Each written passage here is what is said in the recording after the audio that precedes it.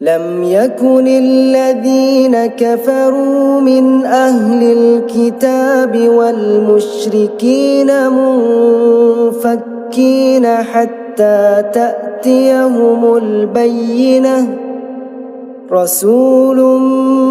من الله يتلو صحفا مطهرة فيها كتب قيمة وما تفرق الذين أوتوا الكتاب إلا من بعد ما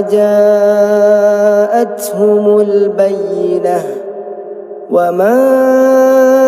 أمروا إلا ليعبدوا الله مخلصين له الدين حنفاء ويقيموا